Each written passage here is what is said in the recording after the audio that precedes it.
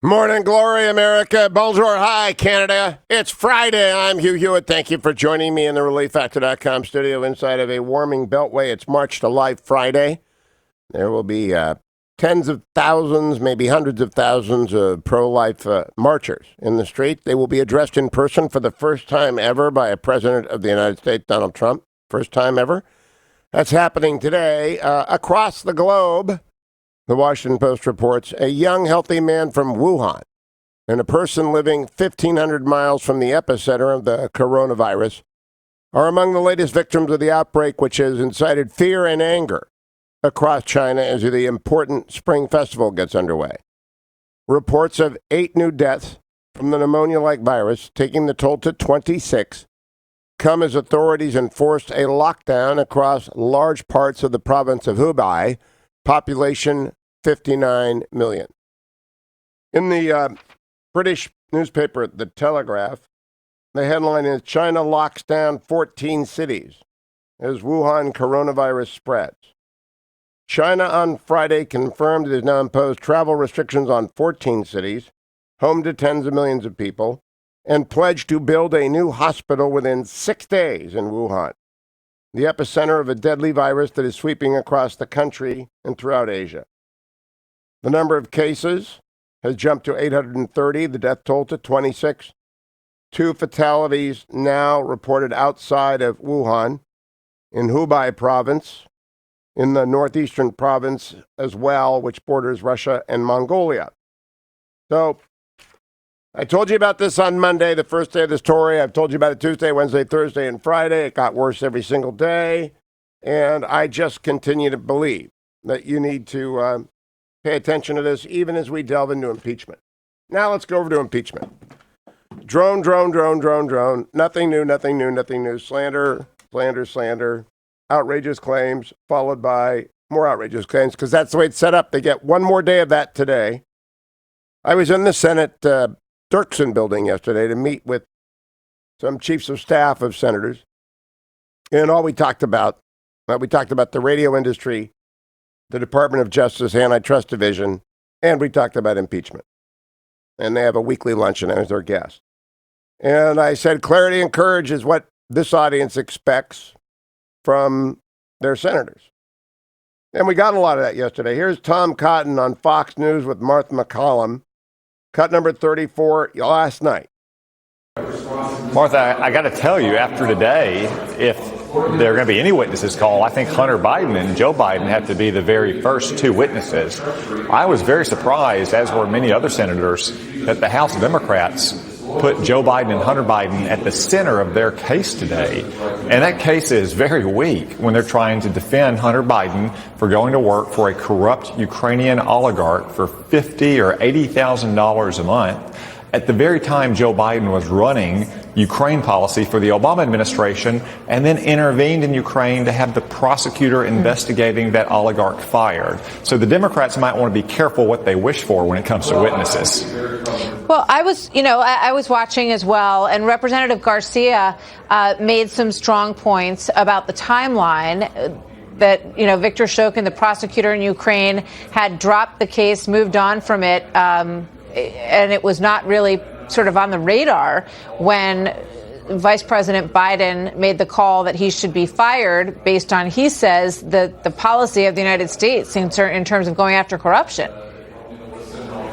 Martha, remember, we're only hearing from the House Democrats now. I believe when the president's lawyers put forward their case starting on Saturday, we'll see more relevant facts about the exact timeline of when Hunter Biden went to work for this corrupt oligarch and when Joe Biden began to put pressure on the Ukrainian government to fire him or at least rein in his activities.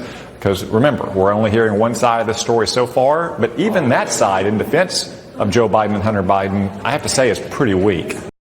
And then John Barrasso, great senator from Wyoming, stood up on Fox News, said this, cut 27. I sit next to Lindsey Graham in the Senate in terms of what's going on on the floor. We are both amazed at how many times Joe and Hunter Biden's name came up in the last hour. talking about what happened, the money that Hunter Biden had taken, the issues with Joe Biden, astonished at just how the focus is there. And I will tell you that today at our Senate lunch, Lindsey Graham went through a litany of what had happened with Joe Biden, Hunter Biden, John Kerry's, I think it's his son-in-law, all of the connections there, and the issue of Ukraine and corruption. Then Lindsey Graham talking about, again, the Democrats brought up Hunter and Joe yesterday, not the Republicans. The president's lawyers aren't talking. Here's Lindsey Graham, cut number 10. But as to the Bidens, I can promise you, no one has looked at whether or not there was a conflict of interest, and no one has taken the time to explain how Hunter Biden got rich in the Ukraine and his father didn't know anything about it. Nobody has looked at whether or not when the prosecutor was fired, the next prosecutor refused, dropped the case on Burisma. Somebody needs to look at it. As much as I like Joe Biden, if it were Lindsey Graham or Mike Pence or Donald Trump, you would be looking. Is Joe Biden corrupt? Is Joe Biden No, I don't think Joe Biden's corrupt, but I don't think he's beyond being looked at. Here's what I would say. How many members of the body, children, are on foreign boards receiving this kind of money? I mean, if you look at the money they took from Burisma, Kerry's stepson, Hunter Biden, they gave donations to a fund in Delaware on behalf of Bo. I love Joe Biden, but I can tell you, I'm not going to sit on the sidelines and just watch the Trumps be looked at. I didn't ask for this. I will tell you that Joe Biden's one of the finest men I know, but he's got to explain this. Somebody needs to look at this. How did Hunter Biden get $1.5 billion to invest when he'd been in business for 60 days from China? Now here is Lindsey Graham. One more cut to 11. Within a month of being given the Ukrainian portfolio, the vice president's son is hired by Burisma, one of the most corrupt companies in the Ukraine, at a fairly exorbitant salary. They also, Burisma, hires John Kerry's stepson, and on and on and on. The point is that the prosecutor, who I think was corrupt, opened up a case in May of 2014 against Burisma, raided the president's home, Burisma's president's home, in February of 2016, and 7 weeks later, was fired.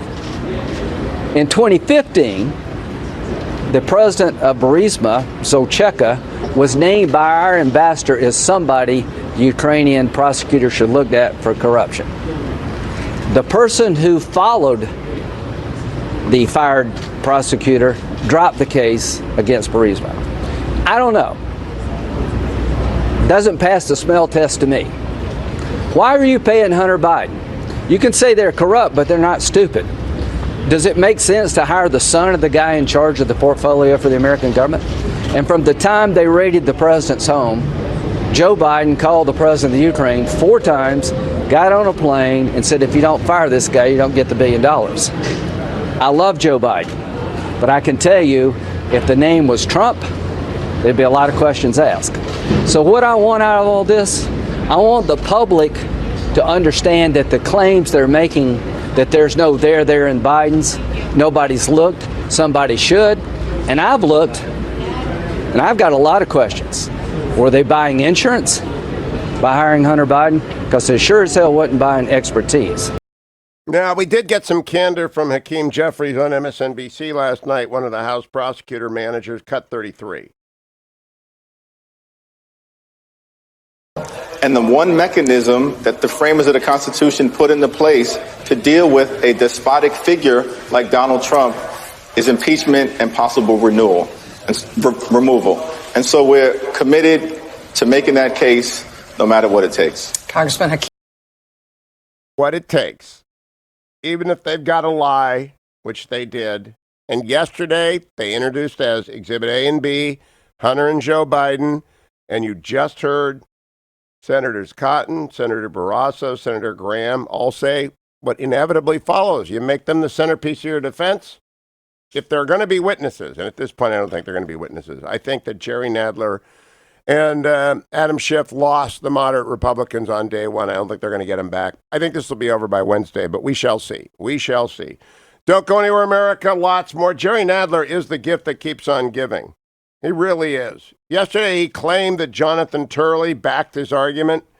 Not so much. I'll prove that to you after the break here on the Hugh Hewitt Show.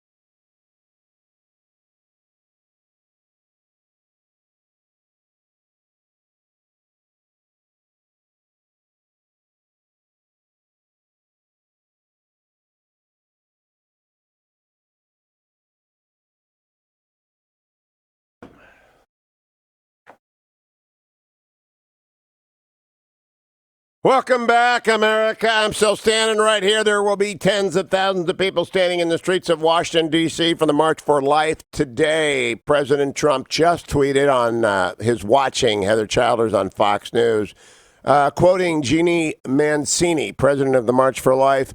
Mancini said, "We have never had a president of the United States actually come in person to the March for Life," the president added. "But now you do. See you later, Jeannie." Gene. That's a pretty cool tweet for the president. Here is what I was telling you about last segment. Jerry Nadler, the gift that keeps on giving, quite blatantly manipulates the record yesterday, and everybody knew it right away. Cut 14, Jerry Nadler. This position was echoed by the Republicans' expert witness, Professor Turley, in his written testimony. There he stated that, it is possible to establish a case for impeachment based on a non-criminal allegation of abuse of power. He also stated, it is clear that high crimes and misdemeanors can encompass non-criminal conduct. Do you think, Jerry Nadler, that we're all deaf, dumb, and blind? Here are a few cuts from the Jonathan Turley testimony from which you just excerpted wrongly to give the impression of support for this impeachment. Cut number 15. You can't accuse a president of bribery. And then when some of us note that the Supreme Court has rejected your type of boundless interpretation, say, well, it's just impeachment. We really don't have to prove the elements. That's a favorite mantra that is sort of close enough for jazz. Well, this isn't improvisational jazz. Close enough is not good enough. If you're going to accuse a president of bribery, you need to make it stick, because you're trying to remove a duly elected president of the United States. Now, it's unfair to accuse someone of a crime, and when others say, well, those interpretations you're using to define the crime are not valid, and to say they don't have to be valid, because this is impeachment. That has not been the standard historically.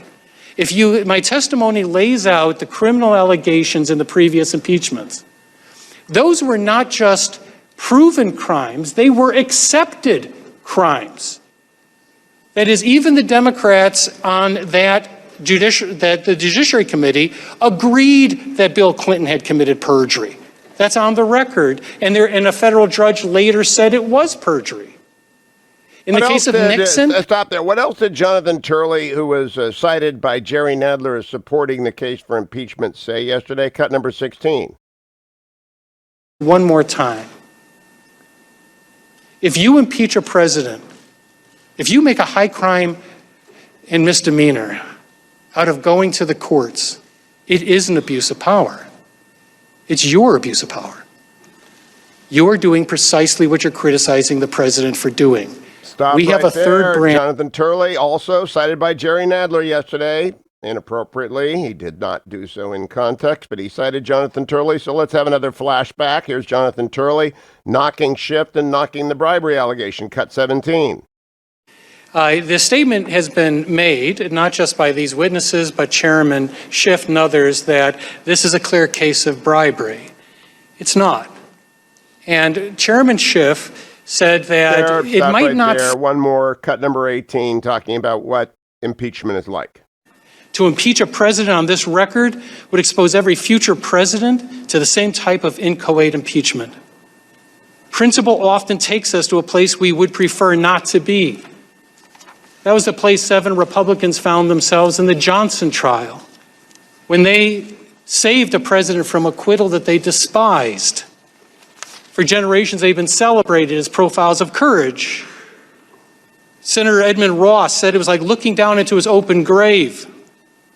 And then he jumped because he didn't have any alternative. It's easy to celebrate those people from the distance of time and circumstance. In an age of rage, it's appealing to listen to those saying, forget more the definition. of the Jerry Nadler's favorite law professor when we come back, America. It's the Hugh Hewitt Show.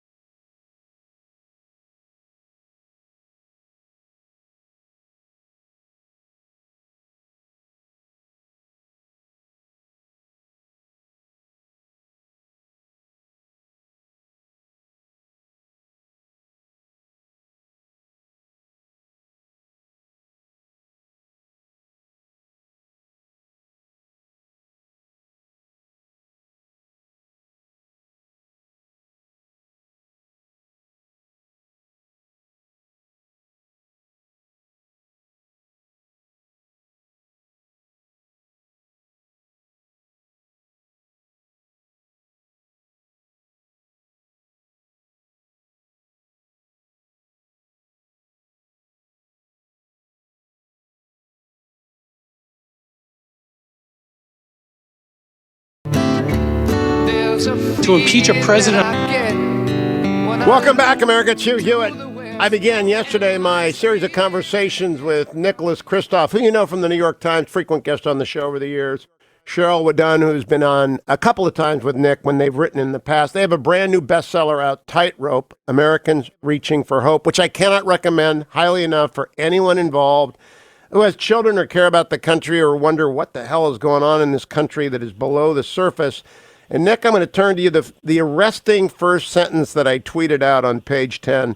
Deaths of despair in America. Every year we've got just an astonishing death toll. 68,000 Americans overdose and die. 88,000 Americans die from alcohol abuse. And 47,000 Americans die each year from suicide. Your line was, quote, more Americans died from these causes every 2 weeks than died during the 18 years of Afghanistan, of war in Afghanistan and Iraq. That really stops you in your tracks, Nick. When did you realize the death toll was this high? Well, we had seen the death toll in the microcosm of my hometown of Yamhill, Oregon. And then a few years ago, we began to see that life expectancy in the U.S. was falling. First 1 year, and then 2 years, and then finally 3 years in a row for the first time in a century. And there were the two economists, Angus Deaton and Ann Case, both at Princeton University, who noted that the reason that life expectancy is falling in the U.S., in contrast to any other country around the world right now, is these deaths of despair. It's drugs, alcohol, and suicide. And that I could see that both in the national data and, most heartbreakingly in my own community. Sheryl, when we talked yesterday about adverse childhood experiences, almost all of these deaths of despair, I am betting, you don't have conclusive evidence, I'm betting they are linked somewhere along the way with an adverse childhood experience. Do you agree with that? I would say that the people that we talk to, the research and the scientists would absolutely agree with that because, what's really surprising is that they now are doing research that shows exactly how you can track some of these adverse childhood experiences to health diseases and to, overdose is so common. And, if you have a troubled youth and you start dealing drugs, that's very common. All these three deaths of despair are really very common. But I have to say that, of course, there are other reckless reasons people died, but they could trace their roots to something like, if you're on marijuana and you actually are driving, you may not also, you may not be driving very safely. There are a lot of reckless things. You could be driving a motorcycle and just take a little bit more risk. So there are a lot of these kinds of deaths that one could argue would fall into this category because of the recklessness just in people's lives. Now, the reason I found Tightrope so arresting is that the reporting in it, which links to the studies, is unique. It is friends of Nicholas Kirstof from his youth, the Knapp family and the Green family. And this is not the Von Knapp family singers. Don't get that idea. It's the Green brothers are unique in my experience. In fact, Sheryl, let me stay with you for a second. Clayton Green, because you have pictures and you describe so, it's very compassionate. It's empathetic, but was it difficult for you to get to know and like Clayton Green, given the fact he's the next door neighborhood meth dealer, 400-pound, violent inclined guy? I have to say, when I first met Clayton, I thought, my goodness, he looked much older than Nick, and I was surprised that, they were on the same school bus. And he looked very different, just from a totally different world. And yet I also came to know because we actually had him working on the family farm. And so I knew that he did have an expertise. I knew that he was much better than Nick at fixing tractors. Nick would be clueless. And here is, Clayton, he's able to truth fix comes things. out. Yes. He's able to fix things that when we asked other people to fix the tractor, they couldn't. And so he would come in and fix them. And it does take a lot of time to get to know someone like that, particularly Clayton, because he had a speech impediment, that if he were in a more upscale, school district, the teachers would have identified it right away. It would have been corrected, and he wouldn't be, challenged all his life in speaking. And so it does take time, and outsiders, would really probably be put off. But I think that's where we have to have a little bit more empathy with these people, because they've grown up and been raised in environments that are just so challenging. Tightrope will oblige people to at least look differently at the man or the woman who's got a sign on the side of the road and not immediately dismiss them as irresponsible. I sometimes think you overstate how many people believe that, at least among my tribe of Republicans. I don't believe that, but then I'm sheep-dipped in Catholic social doctrine. I am curious about Mike Step, Nick Kirstof. Do you think everyone listening right now has a Mike Step in their life but just doesn't know about it? No, I'm not actually sure they do. Look, so Mike Step he was the kid who grew up nearest to me in the house closest to me, and we walked down to the school bus every day. Mike, the son of a Korean War hero, he bounced around among jobs, and he is now homeless in the local county seat, living in a park after years or decades of abusing alcohol and drugs. And Hugh, I'm not sure that everybody does, because the economy now is so bifurcated, and in some way, to me, going back to Yamhill, in some ways it feels like a great social depression, only it's worse than the Great Depression, because at least then life expectancy was actually rising. Life expectancy rose 6 years during the Great Depression. Now it's falling. And yet, at that time in the 1930s, basically it was hard times for everybody. Well, now we have an economy that is in some ways just extraordinarily vibrant, and yet for millions of Americans, people are struggling, they're dying, they're self-medicating. And so I think that there are plenty of households who, for whom there are many, many, many Mike Steps. But I think that there are also large sectors of the country who look at that story and they just don't know that any Mike Step. And that makes it harder, I think, to get good policy. Well, it does make it harder. But when I look at the vastly expanding homeless encampments of Los Angeles and San Francisco and Seattle, but also in Orange County, where it is now what it was not when I first moved there 30 years ago, or when I moved back to Virginia, I have encountered homelessness where I never expected it. I do believe that those people who have ghosted out of our lives, that we don't see at the high school reunion or the college reunion, those people, some of them are living on the streets, and I think you've done a great service in Tightrope in alerting people that they may have friends and family in that position. We'll come back tomorrow and talk about what actually works, because this is where the liberal and the conservative get together. Sheryl and Nicholas and I agree on something, and I want to tell you about it tomorrow when we return to talk about Tightrope. You can go get it at Amazon, Barnes & Noble, every bookstore right now. Bestseller, not surprisingly, Tightrope.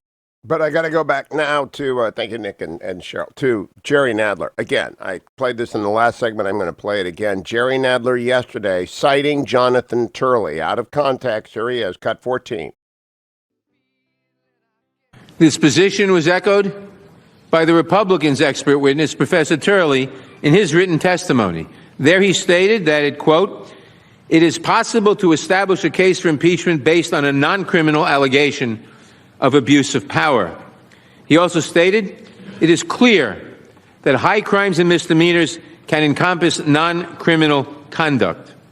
What else did Jonathan Turley state, though, that Jerry Nadler did not talk about? Cut number 19 of Professor Turley from the testimony that Jerry Nadler did not tell you about. I'd like to start, therefore, perhaps incongruously, by stating an irrelevant fact. I'm not a supporter of President Trump. I voted against him. My personal views of President Trump are as irrelevant to my impeachment testimony as they should be to your impeachment vote. President Trump will not be our last president, and what we leave in the wake of this scandal will shape our democracy for generations to come. I'm concerned about lowering impeachment standards to fit a paucity of evidence and an abundance of anger. I believe this impeachment not only fails to satisfy the standard of past impeachments, but would create a dangerous precedent for future impeachments. A dangerous precedent. Professor Turley went on to say in cut 21 what the substance of the specific charges the House was considering came out to be. Cut 21. Professor Turley, would you agree that the evidence compiled to date by House Democrats during these current impeachment proceedings fails to meet the standard of clear and convincing evidence? I do, by a considerable measure. Now let me turn again to the book To End a Presidency. In that book, the authors state the following, quote, except in the most extraordinary circumstances, impeaching with a partial or plausibly contested understanding of key facts is a bad idea. Professor Turley, do you think that impeaching in this case would constitute impeaching with a partial or plausibly contested understanding of key facts? I think that that's clear because this is one of the thinnest records ever to go forward on impeachment. I mean, the Johnson record, once again, we can debate because that was the fourth attempt at an impeachment. But this is certainly the thinnest of a modern record. If you take a look at the size of the record of Clinton and Nixon, they were massive in comparison to this, which is almost wafer thin in comparison. And it has left doubts. Not just doubts in the minds of people supporting President Trump, doubts in the minds of people like myself about what actually occurred. There's a difference between requesting investigations and a quid pro quo. You need to stick the landing on the quid pro quo. You need to get the evidence to support it. It might be out there, I don't know, but it's not in this record. He's so good. Jerry Nadler didn't tell you about that. Jerry Nadler did not tell you that Jonathan Turley called this impeachment process impulse buying, like what you do with Nike sneakers. He didn't tell you that there was no case for obstruction whatsoever. I have played for you him telling you it sets a dangerous precedent. You just heard Jonathan Turley tell you the evidence is wafer thin. Jerry Nadler citing Jonathan Turley is really another shocking low point in the House manager's presentation. Only one more day of them to go. Thank goodness. Time for me to take my relief factor. It's a travel day, heading back to the West Coast. There it is. Got it with me. My 4 pills every single day. And I want you to know that the 4 pills here are Karen Kirkman Resveratrol and Omega. And there goes the lukewarm coffee. Down they go. And I take them every day because these are the nutritional supplements that actually help you get moving, stay moving, go up and down the airplane, put those bags in the dreaded overhead bin, and then move through the endless airports of my life. And some days are just like endless airport days. That's what I've got today. But ReliefFactor.com is there for me. By the way, Pete and Seth Talbot have begun HonorBoundCoffee.com as well. It's a coffee company, a subscription coffee company. I really want you to go and check it out. When you do, you will see that over there are amazing coffee, and all the profits from that coffee are going to go to support military families, beginning with the Semper Fi Fund. But so I'll be subscribing to Honor Bound Coffee. I hope you will as well. Just get your coffee, not from the grocery store, but through the mail. Great coffee and support military families. Get ReliefFactor.com, $19.95, $19.95. Get that, and then come right back after the break. I'm going to be talking with Tarzana Joe on the Hugh Hewitt Show.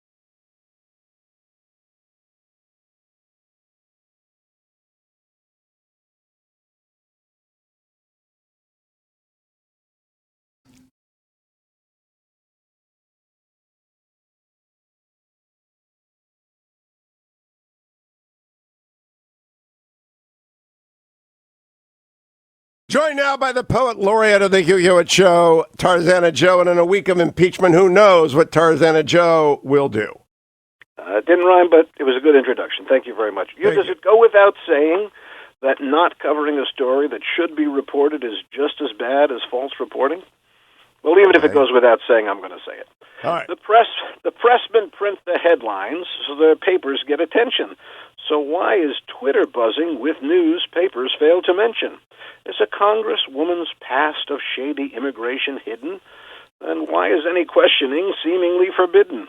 Shouldn't scribes be asking Bernie, if they knew what they were doing, for comments on the statements that his staffers have been spewing? Want the scoop about the Bidens? Chances are so none or slimmets, as if people in the newsroom deem that story is off limits. Was the Clinton team infected with the virus pay to play? Then I'd surely like to see an ex post facto expose. Did Obama make a fortune? If that's true, well, who'd have thunk it?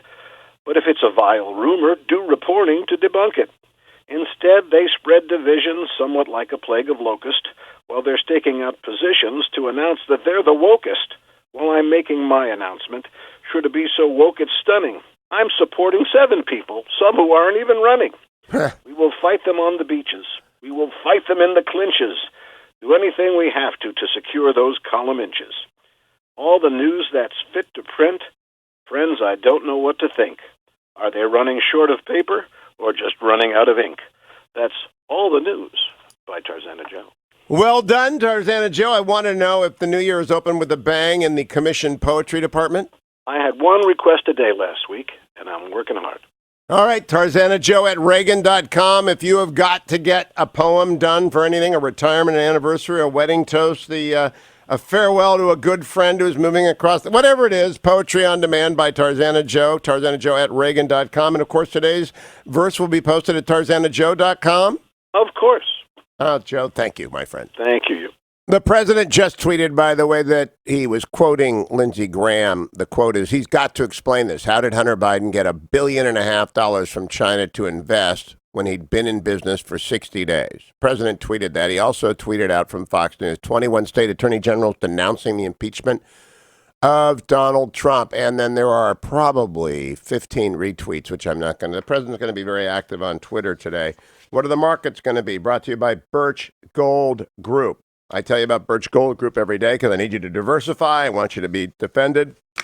I don't know, and I pray that the Wuhan coronavirus doesn't go crazy and that they're doing everything they can to stamp down on it. If it does, gold's going to tick up. Now, gold is down this morning at $15.58. But if you want to buy gold, Birch Gold Group is where you do it. You can trust them. I bought gold from them in December. And the minimum order for physical gold to be delivered is $5,000, and you can call 800-951-5493. They don't do numismatics. They just sell you the bullion. They sell you Maple Leafs or Eagles. Or you can diversify, which you ought to do, a portion of your IRA or 401k into a precious metals-backed IRA or 401k. You can learn how to do that by requesting a free information kit from Birch Gold Group by going to HughGold.com. That's HughGold.com. Yesterday, the Dow was down 26. The NASDAQ was up 18, and the S&P was up almost 4. And this morning, even though Asian stocks have been quiet on the Lunar New Year's Eve after a turbulent week overseas, the Hong Kong index went up 0.15%. Everything is green in the American stock market. The S&P is up 7. The NASDAQ is up 30. The Dow is up 67, and the oil is down to $55 a barrel, and the 10-year Treasury at 1.74%. What a great day to be refinancing. Amazon, my proxy for the tech sector, is down a couple of dollars in the pre-market trading, but the NASDAQ is up, as I said. Gold, if you're going to get some gold, do it with Birch Gold. You can trust them. Call them at 800-434-GOLD. 800-434-GOLD, or go to HughGold.com for more information on the IRA or just more information on Birch Gold. I want to play what Lindsey Graham said that the president was alluding to, cut number 11. Within a month of being given the Ukrainian portfolio, the vice president's son is hired by Burisma, one of the most corrupt companies in the Ukraine, at a fairly exorbitant salary. They also, Burisma, hires John Kerry's stepson, and on and on and on. The point is that the prosecutor, who I think was corrupt, opened up a case in May of 2014 against Burisma, raided the president's home, Burisma's president's home, in February of 2016, and 7 weeks later, was fired. In 2015, the president of Burisma, Zolcheka, was named by our ambassador as somebody the Ukrainian prosecutor should look at for corruption. The person who followed the fired prosecutor dropped the case against Burisma. I don't know. Doesn't pass the smell test to me. No, it doesn't, Lindsey Graham, and I cannot believe the House impeachment manager, the law firm of Schiff, Nadler, and Five, the seven dwarves, put Hunter and Joe Biden at the center of their case yesterday. We'll talk more about that in hour number 2 of this morning's Friday edition of the Hugh Hewitt Show.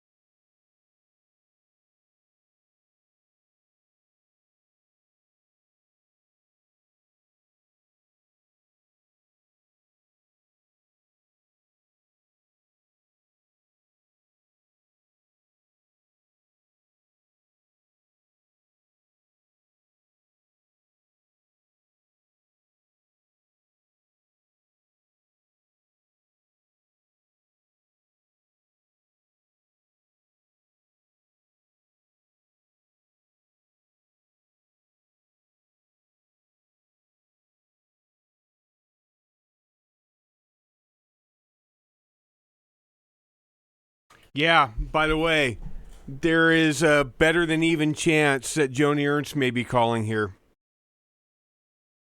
Danielle was trying to confirm it late last night, and this morning she was asking for the time. But it's not 100% buttoned up, so she may call. Danielle just was trying to give us fair warning. 2 minutes.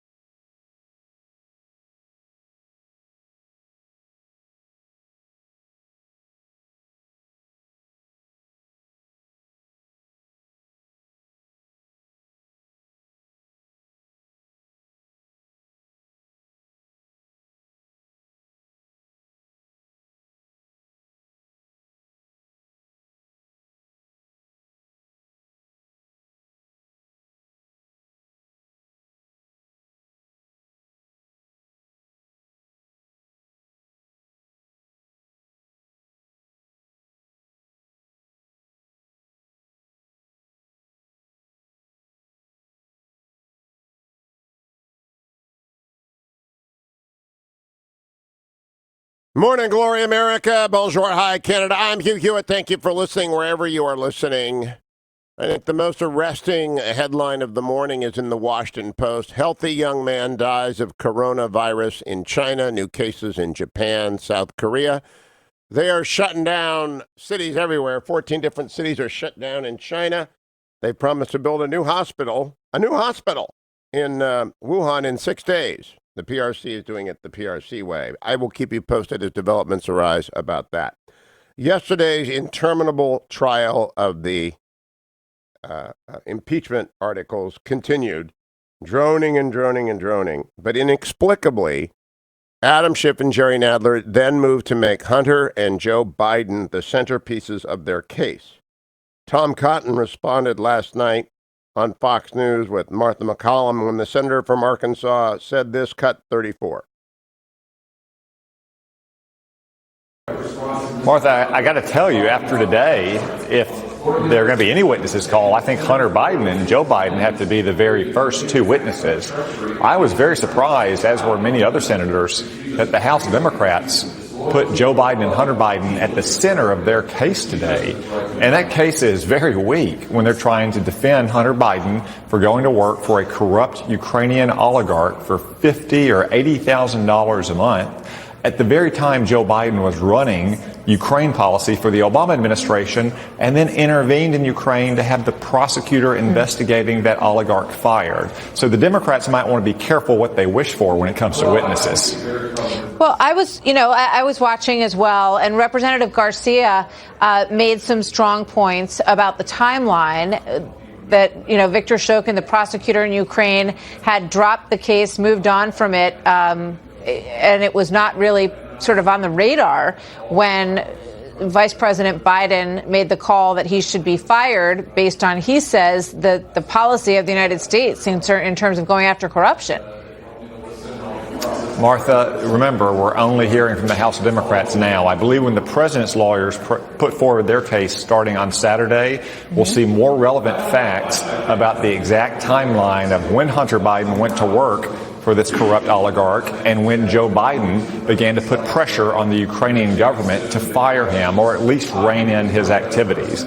Because remember, we're only hearing one side of the story so far, but even that side in defense of Joe Biden and Hunter Biden, I have to say, is pretty weak.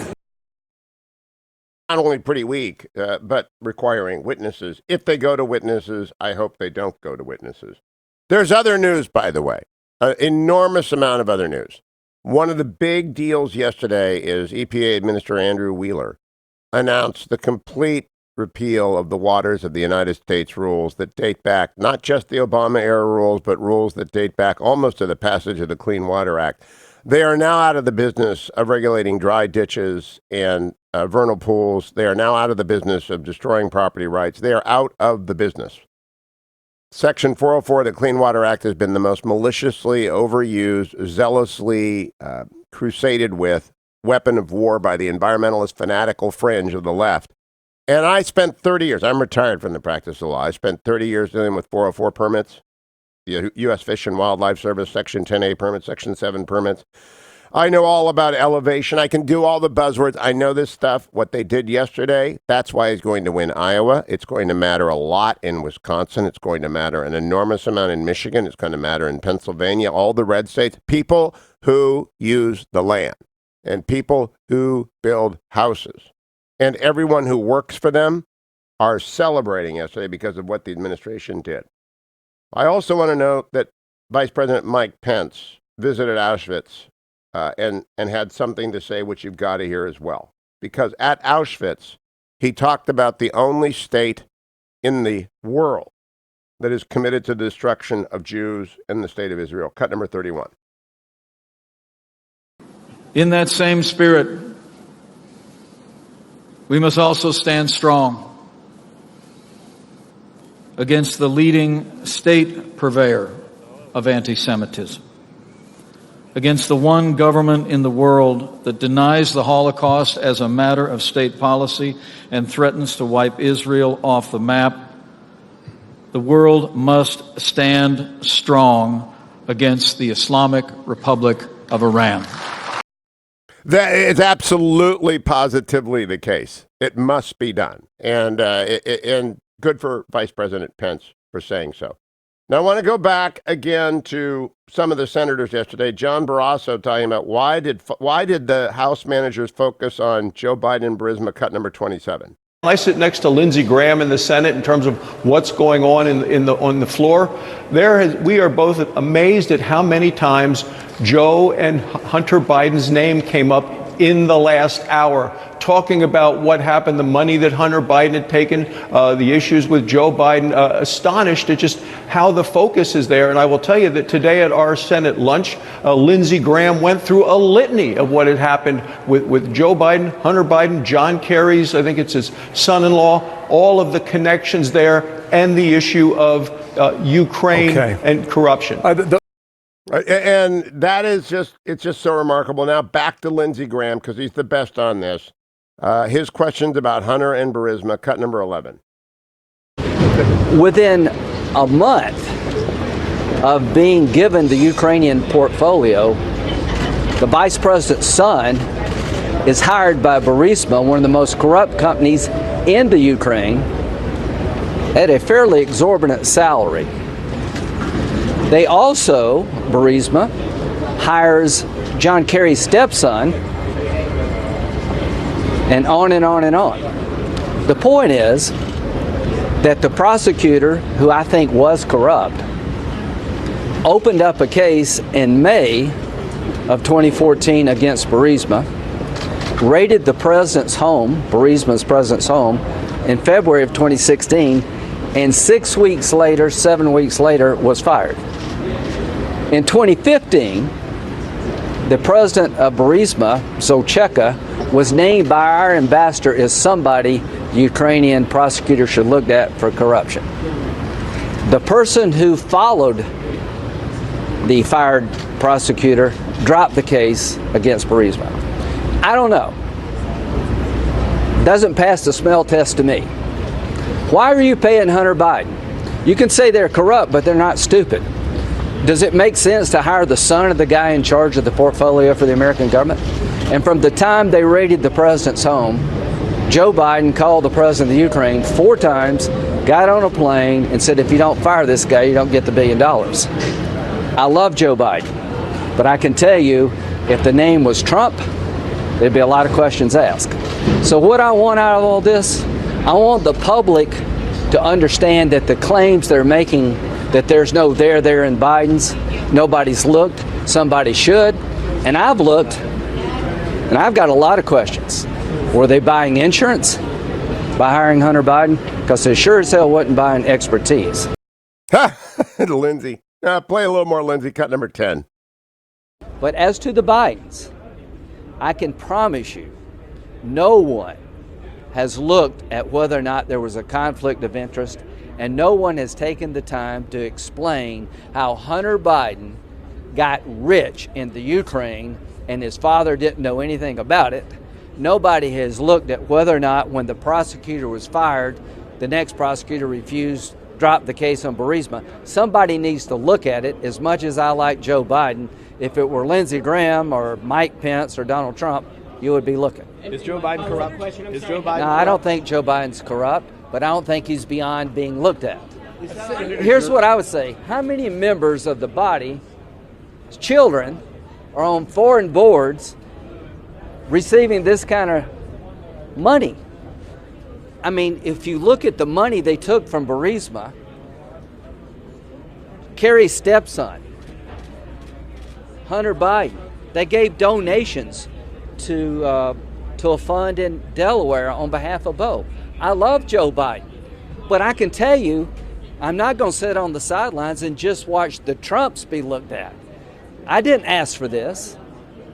I will tell you that Joe Biden's one of the finest men I know, but he's got to explain this. Somebody let's needs to quickly look at cut in. Jay Sekulow, the president's lawyer, cut number 23. You know, we've got something very different than what you're hearing up here. You're hearing, video clips of testimony. We've got lawyers that are going to be put forward when our side of the case goes that represents multiple schools of thought on what is and is not an impeachable offense. But they have one thing in common, that the actions alleged and the actions of the president do not reach that level, no matter which school of thought you're on. And we're not afraid to put out both of those schools of thought because our position is you still have to meet basic, fundamental constitutional obligations, and they haven't. Yeah, it's just amazing. Don't go anywhere, America. 1-800-520-1234. I have Senator Cornyn, Senator Cruz coming up. I've got Hogan Gidley coming up from the White House as well. Matt Spalding from Hillsdale College. There's a lot ahead today on the Hugh Hewitt Show.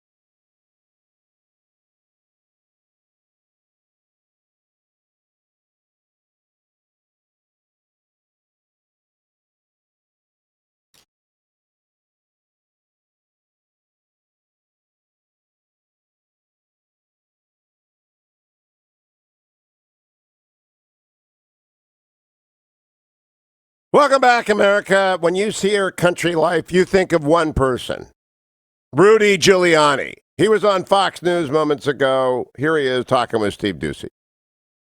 Phone records show that I am a very hardworking lawyer who was investigating what really happened because I didn't go look for dirt on Joe Biden. It was handed to me. And it was handed to me a year, almost a year and a half ago. You didn't ask for it? No, I was given information about Ukrainian corruption. It involved by two people, two informants. You're going to find out at least who one of them is and possibly the second. And they told me that there was a great deal of collusion going on in Ukraine to fix the 2016 election. In the United States? In favor of Hillary. That what happened in Russia was a big hoax. That actually it was the Democrats projecting what they had actually done in Ukraine. I don't know if it was true or not. They gave me witnesses, the two prosecutor generals, the current one and the last one. I've since interviewed 10 of them. I've got 8 of them on tape. I'm going to start a podcast at noon today. Ooh. And starting next week, the people will hear these witnesses who our embassy will not give a visa to because they're still covering up the corruption the embassy was involved in. They don't want them to come to the United States? The embassy was involved in gathering dirt on Trump Jr., and on Manafort. And not only that, they were involved in turning over falsified evidence, absolutely completely falsified. 4 witnesses will testify to that over the course of the next 2 to 3 weeks. Mr. Mayor, let me ask you. I'm going to present over the next 2 to 3 weeks shocking crimes at the highest levels of both governments, while the Senate is listening to a totally phony group of stories about non-impeachable offenses. It's like trying somebody for not a crime. It's a total waste of money. It's a complete show on the part of the Democrats. Right. And they should be sued for conspiracy to defraud the United States, and they should pay for that hearing. But Mr. Mayor, The Democratic National Committee should pay for that television advertising. And you talk about interfering in the 2020 election. You know, I started investigating Biden 2 years ago when he was thinking about running for president. I never thought he would run. Looked to me like he couldn't cross the street, much less run. I wasn't investigating Biden. In the middle of the corruption presentation, one gentleman said to me, well, you know about the Biden bribe. I said, what are you talking about? He said, well, Biden got paid off. And he went to Poroshenko. He forced the prosecutor out. Not only did he get his son out, but he got Burisma out. So one of the things we're going to reveal, we always ask, why did this happen? Mm-hmm. Why would a crooked Ukrainian oligarch whose company is about to be taken away from him, who's sitting in Switzerland with $5 billion he stole, all this is just fact. His name is Mykola Zlochevsky. This is all true, what I just said. He hires the son of the vice president who just got thrown out of the Navy for failing a drug test, had been in and out of rehab most of his life, was a failure in business, and was involved in 2 or 3 other scandals involving his father before, including busted companies where they were using his name, Joe's name. Why would he hire this guy? Tell you why. He was buying Joe Biden to protect his company. That money, which is at least $8 million, and it could go up to 20, based on the investigation they're now doing, but at least $8 million in laundered money, some of it, that was to buy Joe Biden's protection if and when Poroshenko came after his company. And then, when it happened, in 1 month, I've got February 2nd of 2016, they raid Burisma offices and close it down. So much for there was no investigation going on. February 15th, they get a notification from Latvia that Hunter Biden is involved in the money laundering. Have it in writing, translated from Russian. And then right after that is when Biden says, get rid of Shokin. And Shokin will test. I'm sure you all followed that, right? I'm sure you all followed that completely. I understand Dwayne, how good am I going to be with the names when we have to get into Ukrainian names? Yeah, that's going to work out really well. Yeah, that's a car crash waiting to happen. The Tribbles the Tribbles were making fun of me last night in the after show. You should be a member of the after show, by the way. You should join the universe and enjoy Dwayne every night at 8 p.m., 5 in the West. But you got to join if you want to listen to it. Go to HughHewitt.com and hit the universe and join today. Stay tuned.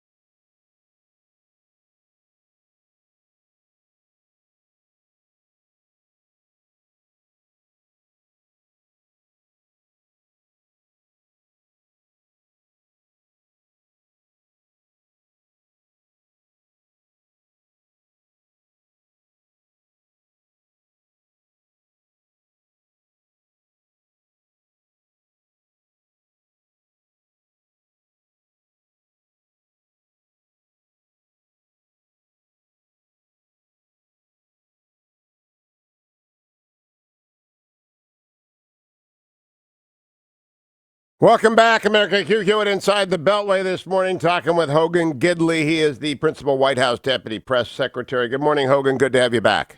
Oh, thanks so much for having me. I appreciate the time. Couple of quick questions. First, you expect the president's legal team to request witnesses in the Senate trial? I'm not sure. We have to see the evidence first. Things are going pretty well so far. You've seen Jay Sekulow out. You've seen Pat make some comments on the floor as well. I mean, we talked about evidence that was overwhelming from the Democrats, and they get there, and the first thing they say is, hey, we need more evidence, we need more witnesses. We'll wait and see what happens. I definitely don't want to get ahead of our strategy, but the fact is, I think the president's done nothing wrong, and when Jay and Pat and the rest of the team have a chance to present their case, I think the world's going to see that plainly and clearly. But if Democrats insist, and enough Republicans join them to oblige witnesses to be called for the prosecution, will the president's lawyers insist on calling at least an equal number of witnesses for the defense? Well, thankfully, in the Senate process, this is going to be fair. It has been to this point. We expect it to be fair in the future. And listen, if you were accused, if anybody in the sound of our voices had been accused falsely of a crime for 3 years with no proof and no evidence, you'd want everyone in the world coming out who knew the truth to say this person did nothing wrong. And so we've been prepared all along that if we need to call Hunter Biden, if we need to call Joe Biden, if we need to call the whistleblower, if we need to put Adam Schiff up there, we'd be ready, willing, and able to do so.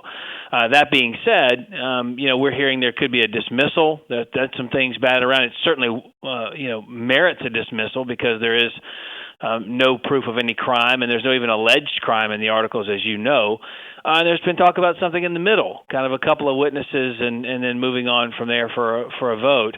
So whether it's short, long, or something in between, we're going to be ready regardless. But I can assure you, as the president said many times, he wants the truth out there in whatever form that takes, and he wants to be exonerated. We expect all those things will happen. There are many options out there, but there's always a preferred path. At least in my 30 years of practicing law, my team has always had a preferred path. I think your preferred path would be for a quick dismissal. I just believe that to be the case. Have you heard that said? We've talked about it. Again, this is up to the Senate. We're respecting the body to act fairly, which they have, as I said, to this point. When you take a look at the evidence, and I think it was Pat or Jay made this comment on the floor of the Senate, if you were trying a case and you walked in and said, Judge, I have ironclad evidence, and they said, present it, and you said, well, wait a minute, I need more witnesses and I need more time, I need more evidence, you get thrown out of court. This isn't obviously a court. This is, the Senate, so there are a lot of politics at play here. We'd be happy with that, of course. We'd be happy with anything that leads to the exoneration of the president because we know the facts prove he's done nothing wrong. In fact, the things he's accused of are constitutional, they're legal, they're lawful, and he did them on behalf of the American people. So I understand the Democrats don't have a problem wasting the American people's time. They definitely don't have a problem wasting their money. But this president's a little different, and our team is prepared whichever path the Senate decides to go. Now, Hogan, 3 big news stories are out there. Number one, the Wuhan coronavirus. Is this administration prepared? Have they consulted widely, and are they ready to spring into action if more than one case arrives in the United States? Absolutely. We are prepared. The people need to understand that we've have been vigilant. We remain vigilant. We will be vigilant to protect the people of this country. President Trump has been briefed on this coronavirus.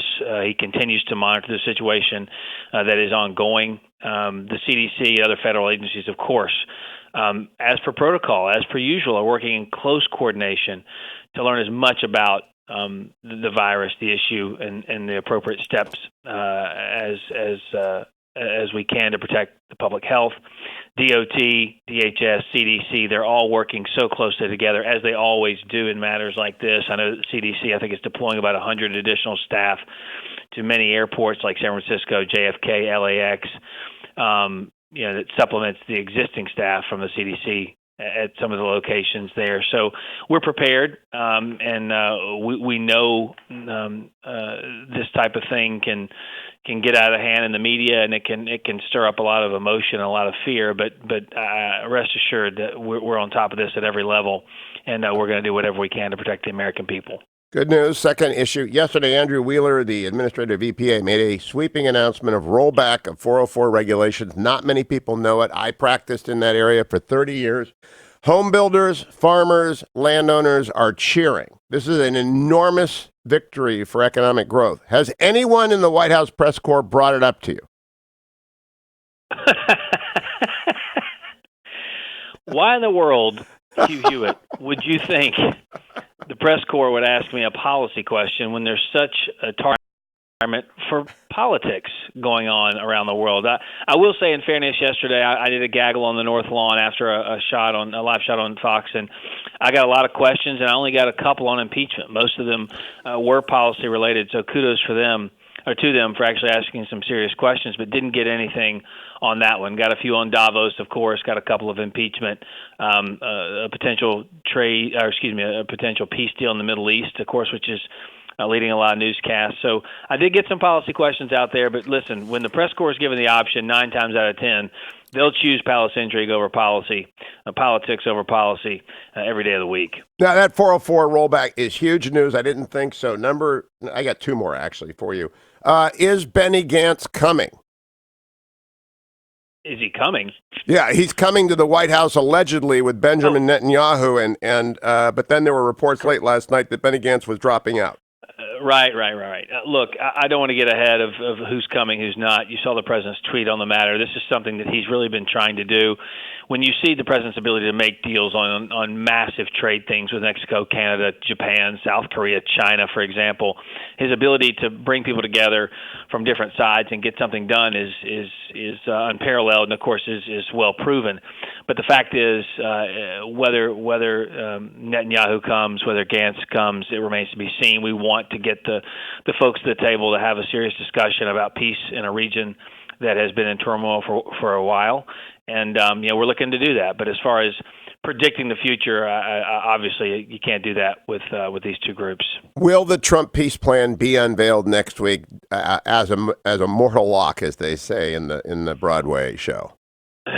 Yes, again, I don't want to get too far ahead of what we're going to do one way or the other. I know that Jared and his team have been working on this at the direction of the president. The president's been involved closely as well, along with members of the State Department and others, to try and come up with something that actually goes to solve a problem that's been dogging the region and also dogging leaders across the globe for quite some time. So, it's one of the biggest things you could do as a president to try and broker peace in an area that largely has been unpeaceful. So hopefully we can get that done. But as far as the actual plan is concerned, as the president likes to say, we'll see what happens. Okay. In the 47 years since Roe v. Wade, pro-life people in the United States have gathered in Washington, D.C. on this date, the anniversary of Roe v. Wade, and there are hundreds of thousands of them typically. They've been addressed by presidents before. They've never had a president appear at the rally. President Trump is going to the march. What's he going to say? How long did it take for him to decide to do that? What's its significance? Well, it didn't take him long at all to decide. We talked about it before. Obviously, it's a very large venue. There are other things and calendar issues involved when you move a president, security measures, all those types of things. So he made a decision a long time ago he wanted to do it. I'm so happy he's getting to. Hugh, gosh, we've been going to that thing for quite some time. It's one of the most incredible spectacles and consistent marches in this town, and whether it's rain or sleet or snow, and it's been that many times, freezing temperatures, the crowd out there is peaceful, they're happy, they're young, and they're fighting for the most precious gift in the world, and that's life. And I heard a commentator the other day make the point, I think it should be noted, it's one of the only marches, if not the only march, where people are marching for someone else's rights. It's not just for their own. It's for someone else. It's for the unborn, and the president has been a long advocate for life here in this White House, and he's been touted as one of the most significant leaders, significant presidents to the pro-life movement in history. A lot of the faith leaders across the country say that, and whether it's the Mexico City policy, of course, or the judges he's appointed who want to defend and protect the Constitution and thus the life of the American people. I think it's a really significant moment. And look, one in a long line of the first historic moments this president has participated in or set in this country. So we're looking forward to it. I know he's really excited about getting out there and talking directly to the folks who stand up for the right to life. It's going to be in the 50s today. It's going to be cloudy but not raining. It's going to be a great day. Just a last question, Hogan. How long will the president's remarks be? And have you seen them even? I haven't seen them yet. Hopefully I'll get a look at them today. He constructs a lot of his speeches, and the way he does it is he'll tinker with it up until the last second. I mean, right before he goes on, a lot of times he's knee deep in fixing things or changing things. Every jot and tittle he's focused on. I'll be very fair. I've never seen a politician, I've never seen an office holder care so much about the words that they're about to deliver, and he's so meticulous in that preparation. I'll take a look at it probably a little bit later on today. But look, I don't know how long it's going to be because, as you know, sometimes the prompter can't hold him. You never know where he's going to go and where he's going to take the speech. But I do know this is a really great day for America and a celebratory time for people who are standing up for the unborn and for those who can't stand up for themselves. Hogan, great to talk to you as always. Have a great participation in the March for Life today, and thank you for joining me. Thank you so much. You have a great day. It is an amazing deal. It's a very significant deal that the President of the United States is going. It's been 43 years that those of us who are pro-life have gathered. I will not be there today. I was at St. Matthew's yesterday with a lot of the youngsters who were here. I was with Betsy DeVos and the Colorado Christian University people 2 nights ago, but I got to get the plane back to the West Coast right after the show. But it's a significant day, and I'm glad the president is finally setting a model. It's just what should have been done long ago and hasn't been. The president's been tweeting. After having been treated unbelievably unfairly in the House and then having to endure hour after hour of lies, fraud, and deception by Shifty Schiff, Klein, Chuck Schumer, and their crew, looks like my lawyers will be forced to start on Saturday, which is called Death Valley in TV. He also tweeted, Francis Hake, the former federal prosecutor, quote, this is really significant. The FBI had debunked the Steele dossier in January of 2017. And then even after they did that, and even after they knew from the CIA and their own sources, they knew that Carter Page was not the agent of a foreign power, they engaged in clandestine intelligence activities, and they still asked for a renewal. The president adds, so how bad and illegal is that? He's on fire this morning, but he's going to go to the March for Life. That's great. What I'm on is ReliefFactor.com. There's the bag if you're watching on Univision or Town Hall TV. Or you're a subscriber to the universe, you know that ReliefFactor.com, I take it in the first hour, which I did last hour. Today is dreaded airplane day. That means the overhead bin. That means the shoulder. And I haven't had physical therapy in a week. It's feeling pretty good. I really do think it feels better when I leave it alone, but of course the range of motion reduces. So I got to get back into it next week. Got my Relief Factor with me, though, for the travel today. I assure you, $19.95 gets you started. You want to be in on ReliefFactor.com every single day. Remember as well, Pete and Seth Talbot, who started ReliefFactor.com, have begun HonorBoundCoffee.com. 100% of the profits from Honor Bound Coffee go to support military families, beginning with the Semper Fi Fund, which I've heard about for years here. Go to HonorBoundCoffee.com and get started today. I'm coming right back with Dean Matthew Spalding of the Hillsdale College. A truncated but important Hillsdale dialogue today. Stay tuned.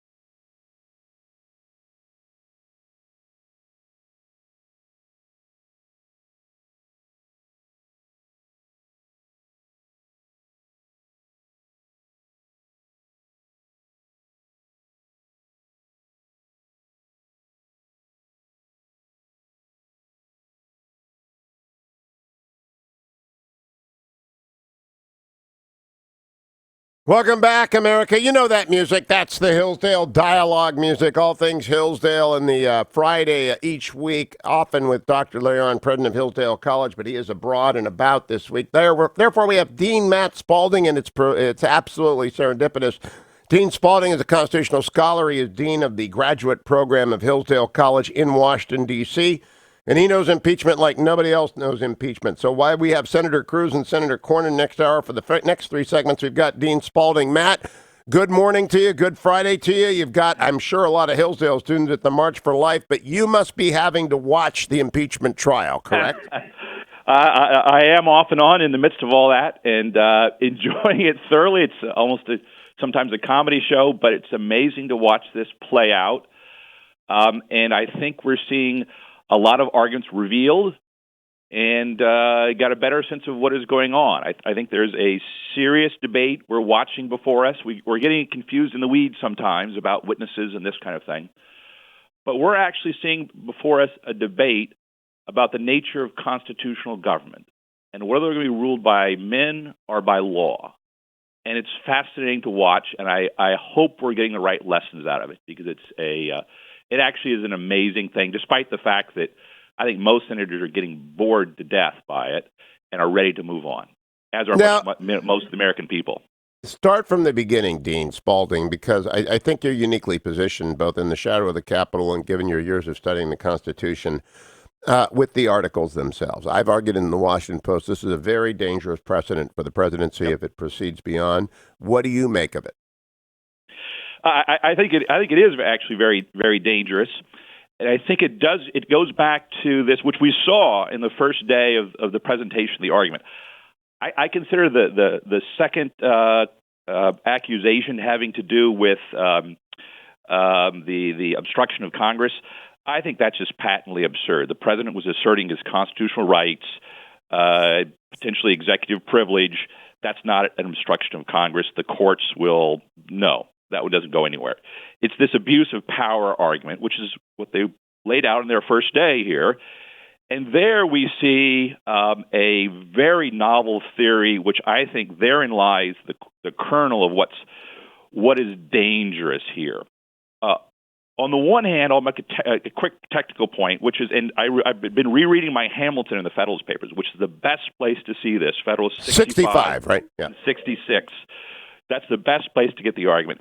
Hamilton makes it clear there doesn't need to be a underlying crime on the one hand, but on the other hand, it's got to be more than a mere crime, if you will. It is a political question, but it's ultimately a constitutional question. It's got to be about treason, bribery, high crimes, and misdemeanors. It's got to be a serious encroachment, a serious subversion of the Constitution.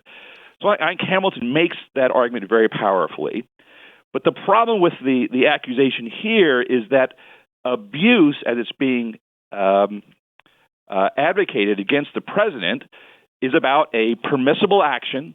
It's absolutely clear. The Supreme Court upheld it in 36 with FDR. Presidents can withhold things like money in foreign policy. It's a permissible action that he took.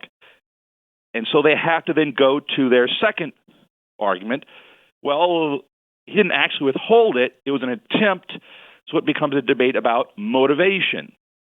And once you get into motivation, it gets very blurry. Was it a political benefit? I think that's a note that doesn't go anywhere. I mean, Lincoln in 1864 had Sherman send soldiers home to Indiana to vote in the election. Was that a political motivation, or was he trying to win the war? Interesting. This becomes absurd. So you go back to that. Was it a legitimate public purpose? That's what it really comes down to. And you, among others, have pointed out footnote 565. There was a predicate. There was a predicate, which means the motivation argument doesn't go anywhere. So what are you left with? Why is this dangerous? Because now they've set the precedent that when a president, through an exercise of authority, which is not illegal and is within their power, but it's offensive to the opposing political party, that political party can impeach.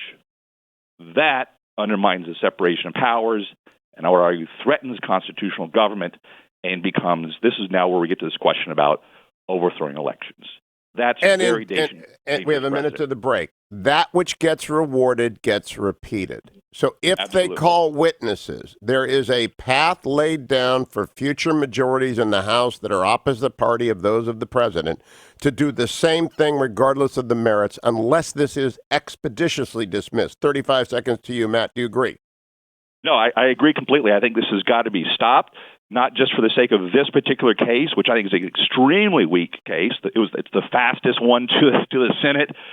There are a million reasons why it was done improperly, but in general, this needs to be stopped because otherwise you set a precedent so that impeachment becomes a vote of no confidence, like a parliamentary system. And a vote of no confidence that will be used over and over and again by political opponents of the president. And that undermines the very rule of law. Dean Matt Spalding will be back with me after the break. I would encourage everyone to go to HughHewitt.com and read my interview from yesterday with Jonah Goldberg, who vigorously disputes what Matt and I believe, but at least you'll have both sides in a coherent form. More with Dean Spalding when we return to the Hugh Hewitt Show.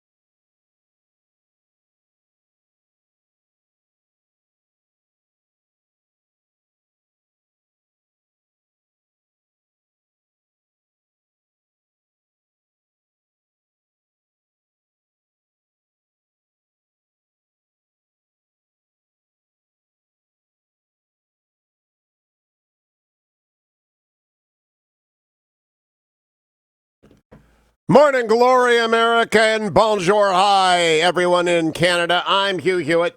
It's the last radio hour of the week, and although we began last hour and we're truncating this week to 2 segments this hour, Dean Matt Spalding of the Hillsdale, Washington, D.C. Graduate School joins me this morning, and there's no better guest. He knows the Federalist Papers by heart. He can recite them the way that Boris Johnson can recite the Iliad in its ancient Greek. We're very glad that the Federalists are not in ancient Greek. Matt Spalding, when we went to break, we were talking about the predicate for what the conversation with President Zelensky was. And you referred to what I call now famous footnote 565. Yesterday, I sat down with a couple dozen chiefs of staff, and it's off the record, what they told me, et cetera, on the Hill. And I said, just read this footnote. It's got the New York Times, the Financial Times, and most importantly, a Ken Vogel, David Stern article from Politico that point to contemporaneous accounts, even the Politico piece, before the president took office, of Ukrainian meddling. Now, I'd point out Russian meddling in our election is similar to they were the Houston Astros of cheating. But even though the Ukrainian cheating was like the, A-ball Mahoning scrappers, nevertheless, it occurred. It was a predicate. And therefore, the presidency's full powers are available to him to talk with Zelensky. What does that mean for what is going on this week? I think it means a lot, if not everything. I mean, again, remember when this has come down to a question of motivation. We're already on amazingly thin ice here. There's no actual criminal offense that's in the charges, and I don't think there really is one. There were lots of evidences out there. Nothing really points to that, and so they've moved to this motivation argument, which in a trial or just in general is extremely difficult to establish motivation. And so the having of a predicate, something out there that can be pointed to at the time, contemporaneously, which he was reading and picking up on, you might disagree. You might think there's not as much there or not enough there. But it is there. It is a predicate, which means there is a legitimate argument to establish motivation in a different direction. And with a lack of evidence, one way or the other, nothing proving evidence that there was a contrary motivation, that blows open a whole legal case. You can't make a case if there's contrary information suggesting that questions about motivation is extremely hard to establish. And in this case, they don't have any direct evidence. They don't have any people who spoke directly with the president about these things other than I think or I believe or I'm assuming. That's not a case. That's not a case, which is why this becomes so dangerous. You don't like what someone is doing. You think this is what's going on. That's not a ground upon which to go after somebody, especially in the case of impeachment. That is not a constitutional offense, which rises to the point. We sometimes forget here. We're getting caught up in witnesses and process. We forget. The claim here is that the president must be removed from office and prevented from running in the election, removed from the ballot. That is an amazing claim. Does this rise to that magnitude when we're debating motivation, which we've now got a predicate to establish that he actually did have a reason, a legitimate reason for what he was doing, which was within his power as president, as a matter of foreign policy? Now, I want to break in, and I want to be fair to Jonah Goldberg, who's a friend of mine and a friend of yours. He argues that the president brought up CrowdStrike, which is a discredited conspiracy theory, and indeed it is. However, he also brought up Hunter Biden. And Hunter Biden is not a discredited conspiracy theory. If any, it's a whole hornet's nest of unanswered questions. But let's focus on Jonah's correct point. That the president, with a predicate, pursued the wrong path, CrowdStrike, doesn't mean that the predicate didn't exist. It just means he went down the wrong path in the call, but the power of the presidency allows him to go down that path. That's what I'm trying to get people to understand. That's exactly right. And this goes back to something we've talked about on many occasions, the question of prudence. You have a president. They are to make decisions based on information they have using their judgment. You can disagree with that judgment. You might think they've done something imprudent. They've followed the wrong path. But that does not mean they have violated the Constitution to the point of being removed. That gets us into this murky area where it's a disagreement about policy and assumptions and what they're doing, which creates the conflict we discussed earlier, which by which impeachment does not become an extremely important and serious option within constitutional government to remove the president, which has got to be there, or else you go back to Charles I about cutting people's heads off. But we've now diminished it to the point where it's merely a disagreement about, I think he was wrong about that policy. You know, I love the fact that you use the term imprudent. Jonah kept arguing he's guilty, and what you're saying is he may have been imprudent.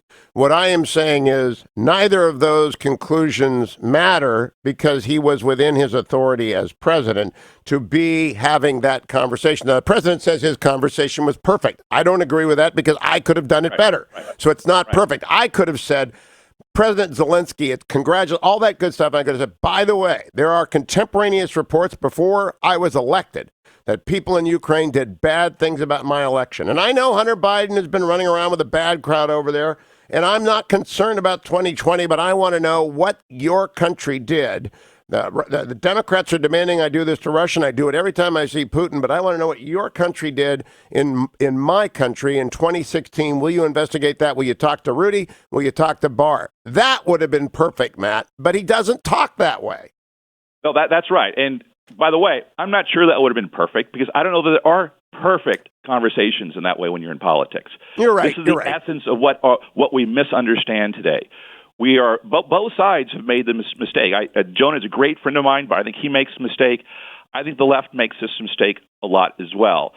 We grab onto something. We like silver bullets. We like easy answers.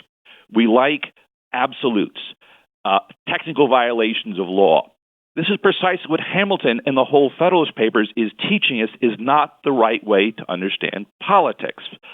Politics is about judgment, deliberation, reasoning through something, making a decision based on what you know, trying your best to make that decision in light of circumstances for some good. That's what prudence is. That means you have room for making mistakes, going down the wrong path. But these are not the grounds by which you remove a president. In the same way, they're not the grounds for Congress has the power, or should, the court's kind of taken away, to decide what is necessary and proper under the Constitution. Wow, you can drive a truck through that. But it's required to allow them to deliberate and be prudent about public policy. The Constitution sets up that framework. In this case, we're talking about the executive. The executive has executive power, oftentimes in cases of necessity where it's really required, but also in cases like this where there's judgment required. You can disagree with his judgment. That's why we have Can I pause, Matt? An executive power in the field of foreign affairs is at its flood tide, to quote Justice Jackson. It's almost unrestrained. If you can launch missiles to kill Soleimani, and I'm glad that he did, and if you are President Obama and you can use drones to kill people, you can certainly have a conversation with Zelensky about corruption for which there is a predicate. Absolutely, and you can withhold money, as the Supreme Court said in U.S. v. Curtis, with the FDR, right? You can withhold money. You can withhold strong con law reference. Matt Spalding gets a double jeopardy for $2,000. Yeah. Absolutely. And that's why I think the backdrop of all this conversation is yet the latest version of the debate, the inherent debate and the continued debate between the executive branch and the legislative branch. And we have a legislative branch, in this case the House, controlled by a party which is diametrically opposed to the president, who is in the executive. This is what this battle is all about. And they're using the impeachment process. What impeachment is becoming, I fear it will become after this precedent is laid down, is this is political warfare by other means, to misquote Clausewitz, right? This is war by other means. This is the mechanism they're using. They don't do budgets anymore. They've delegated a lot of their power. What do they have left in their quiver? Impeachment. Impeachment is now the political tool they're using to fight political battles. It's no longer a constitutional weapon that they're using, and I think that was revealed in the arguments in front of the Senate.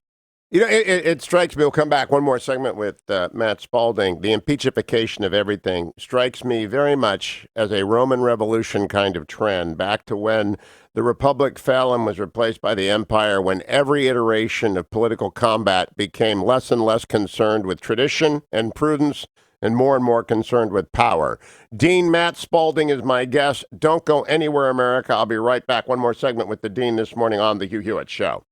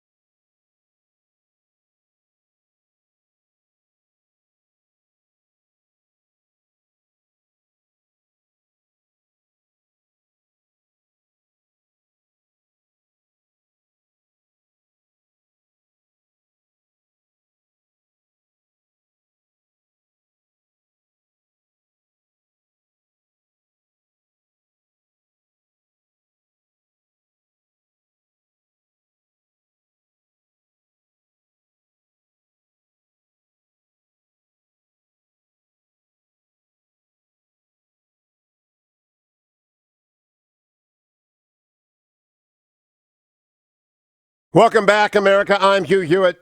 Truncated Hillsdale Dialogue today with Dean Matthew Spalding. He is the Dean of the Hillsdale College Washington Graduate Program. All things Hillsdale at hillsdale.edu. This conversation being so important, we're posting it both at YouTube and at hughforhillsdale.com. Dean Spalding, in these 5 minutes, I have two questions. One, your recommendation to the president's lawyers on tone. I hope they adopt a more in sorrow than in anger tone, but I'd like your input. And then, what did Adam Schiff do to Hamilton's letter from Washington yesterday? You can take him in either order you'd like. I guess I'll address the first one first, which is I would agree with you. You know, the document they put together is actually quite good and quite measured, quite powerful. I think if they make that argument clearly, and I would say in a tight form, not use up all their time, I think they'll be quite successful. The sense I've gotten from a lot of the senators I've talked to is that not only are they bored, there's a lot of repetition in the arguments they've heard so far, but they're increasingly annoyed because the House managers are attacking them, attacking the senators in the Senate. If it's treacherous to vote against this, says Nadler, I mean, that doesn't help their case at all, which is why I think it's increasingly unlikely that there will be any witnesses going from here. So I think they should make their case, make it powerfully, make it clearly. But on the Hamilton point, this gets back to our earlier conversation. We got to back up and what is going on here. This larger debate about constitutional government, and don't focus on the immediate details of minutia, although we got to do that too. But you back it up. And one of the first things Adam Schiff did was he quoted a letter from Alexander Hamilton, George Washington. It just so happens to be one of my favorite passages, and he completely turned it around. It means exactly the opposite than what he used it for, and it goes directly to our point. He quoted Hamilton telling Washington about an unprincipled man who gets on his hobby horse and wants to ride the storm and direct the whirlwind. He quoted it as a way of Hamilton's warning Washington about not being a monarch. But it actually means exactly the opposite. Hamilton was defending Washington. Washington was being attacked by his opposition, and Hamilton was warning Washington that the only way that our system will be subverted is not by a restoration of a monarchy, but by those who excite the jealousies and apprehensions of the people in a way that sows confusion and brings civil commotion. And that will give rise to those who want to mount their hobby horse of popularity, join the cry of danger, flatter and fall with all the nonsense of the zealots of the day. Hamilton was talking about Adam Schiff. He was not. Matt Spalding, I didn't know this. I'm not afraid to admit ignorance. I have not read this letter. I'm not surprised Adam Schiff misquoted it. Jerry Nadler misquoted Jonathan Turley. But what you're saying is Hamilton warned against Schiff and Nadler and Pelosi and this crazy Twitter mob. So this gets us back to the larger thing that's going on here. You, before this segment, referred to Rome. Let me make a more immediate comparison. England goes through civil wars, one of which Oliver Cromwell gets control in the legislature and they behead the king. That's why we have impeachment in our Constitution. What's going on here, I think, is a move to assert legislative power over the executive. This is a bloodless revolution, an unglorious revolution, referring to the British glorious revolution of old. Different from the Charles beheading. This is 1688. Right. Yes, this was a good one. They want to, but there's this sense in which the legislature is in charge of everything, and the president should merely be executing what the legislature says in a much more radical way. So the president can't be doing things that are permissible actions that the legislature doesn't want. He can't be prudent in using his judgment in a way that legislators doesn't want. That assertion is what gives rise to the threat the executive, the presidency, but also constitutional government itself. Checks and balances, separation of powers. This is a dangerous precedent. You're terrific as always. All of this will be on YouTube, also at hillsdale.edu. Thank you, Matt. I'm coming right back with Senator Ted Cruz and Senator John Cornyn, jurors in the impeachment trial of Donald Trump. Stay tuned.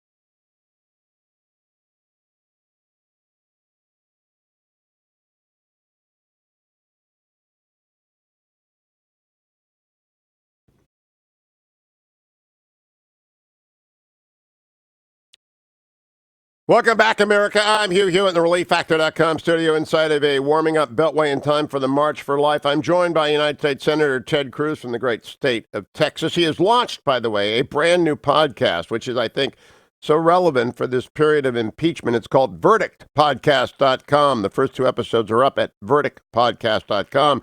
Senator Cruz, welcome. I don't like competition. I really don't, but I'm glad you're doing this, just provided you don't do it much.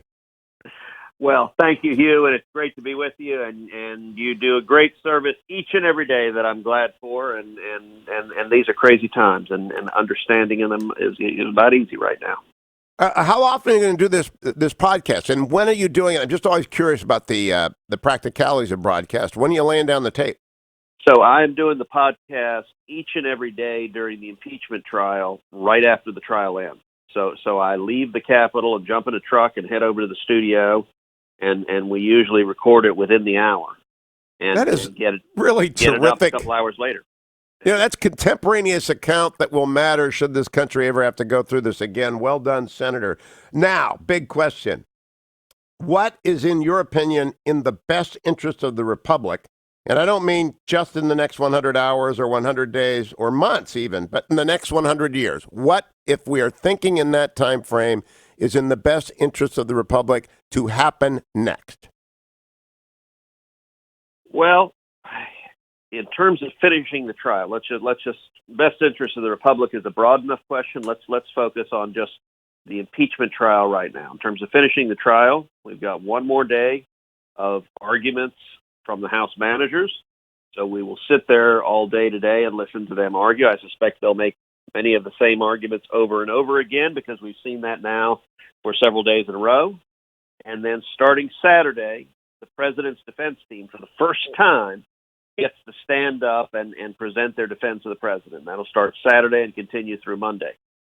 Once the opening arguments are done, we will then move to questions from senators, 16 hours of questions from senators. Now, the way it works is we don't get to ask questions directly. Instead, we handwrite them, and the Chief Justice John Roberts, will ask the questions for us. Now, does that alternate from the majority to the minority? Does it alternate by seniority among the majority and the minority?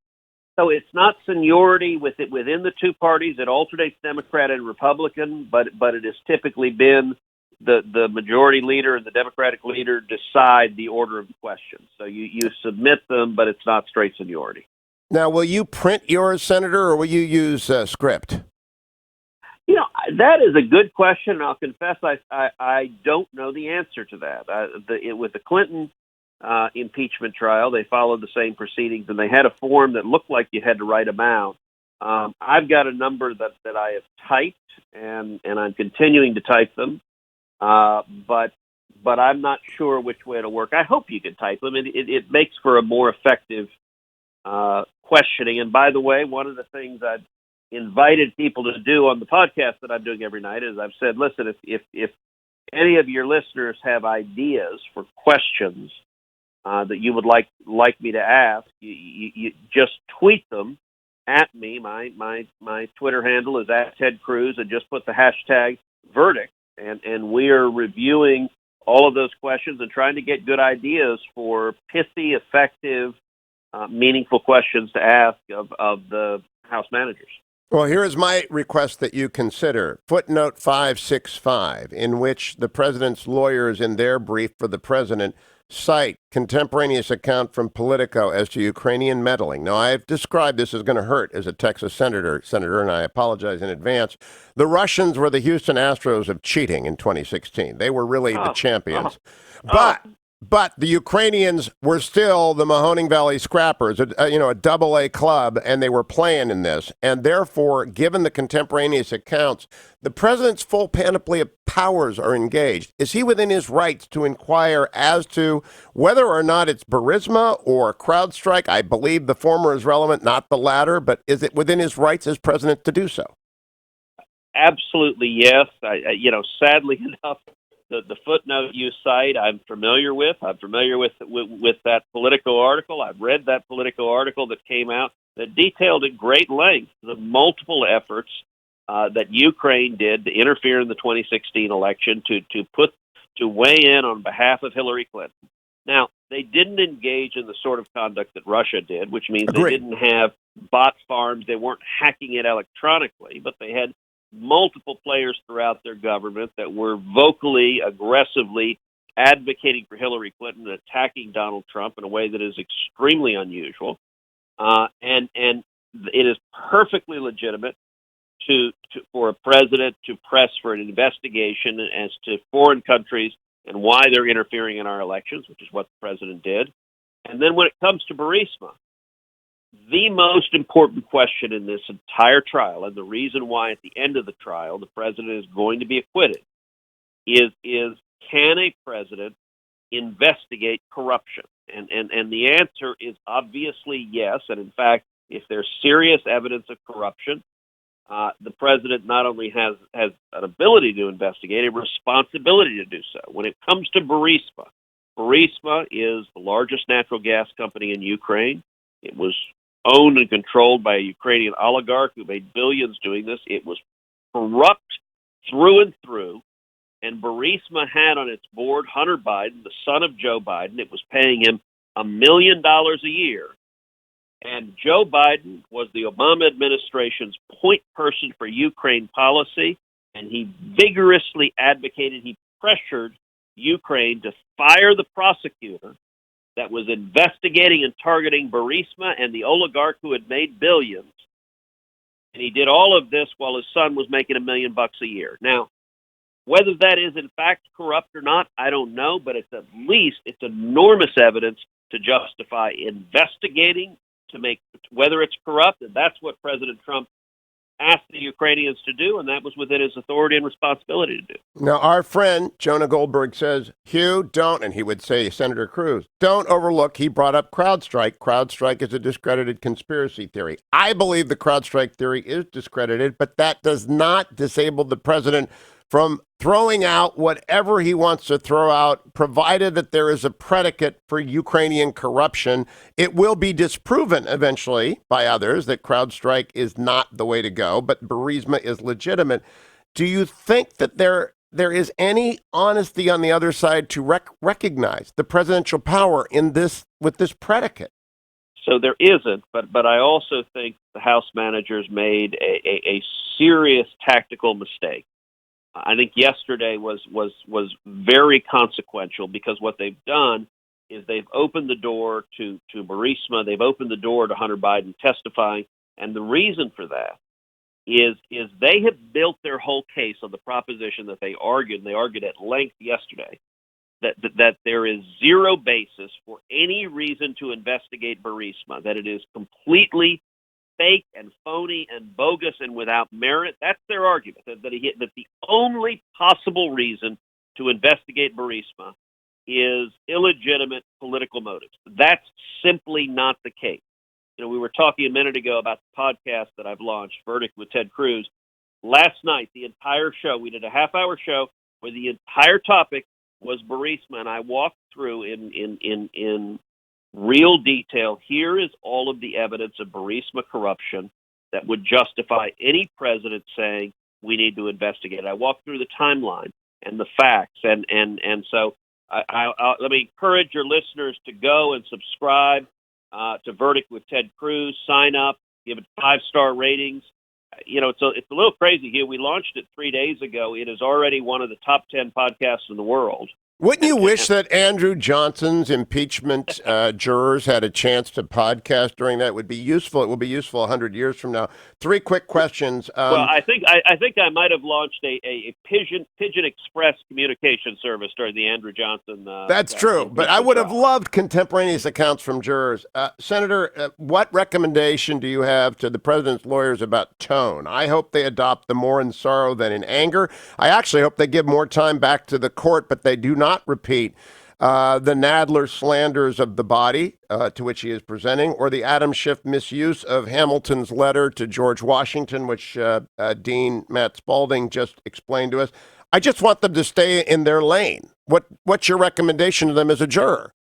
So I agree with you on that. I actually spent a fair amount of time last night after the trial talking with the president's lawyers and urging them, number one, focus on substance more and process less. Don't. There are all sorts of process concerns. Those are real. As lawyers, it's easy to focus on them. Focus on what matters, which is the substance. Lay out the case why President Trump is innocent. And the reason he is innocent, and I told them, look, nothing matters more than the facts on Burisma. Yesterday, the House manager spent over an hour arguing there's no reason to investigate Burisma. They built their entire case on this house of cards, lay out the substantive factual reasons why investigating Burisma. The president had a responsibility to do so, and I also urge them, exactly as you said, to be calm, to be matter of fact, not to be emotional, not to be histrionic, simply to lay out the case. It is, from their perspective, it's a jury trial in the sense of laying out the argument to the American people. But it also, there is an element in which it is a Supreme Court argument.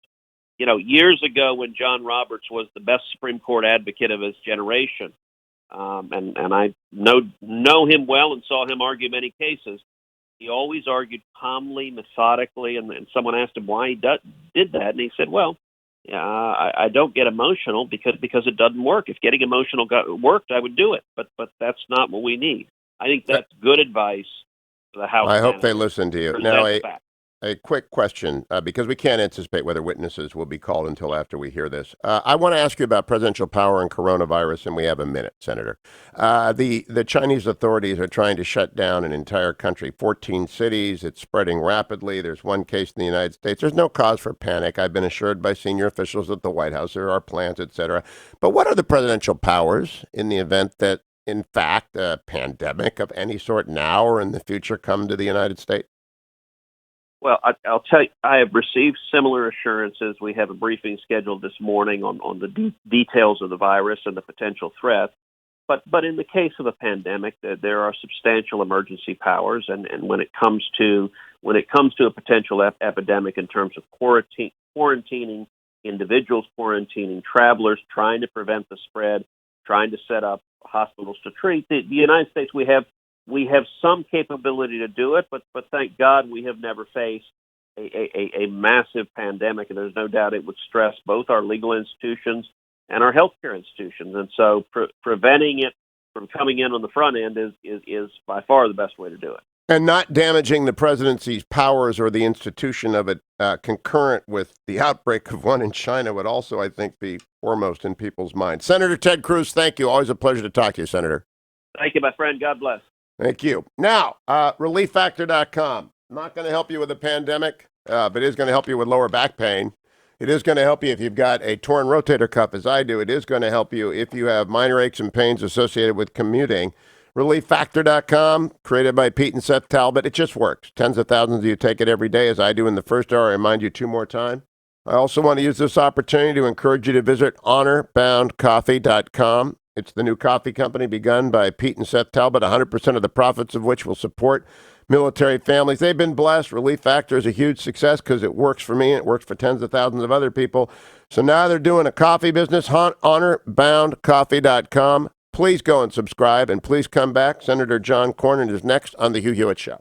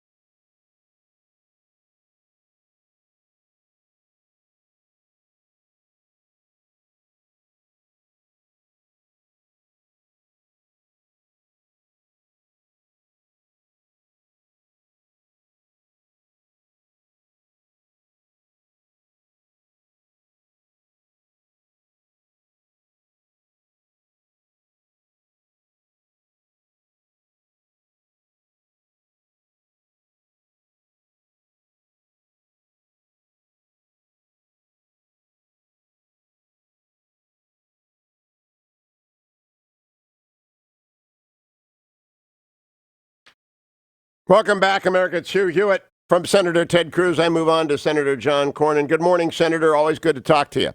Good morning, Hugh. Good to be with you.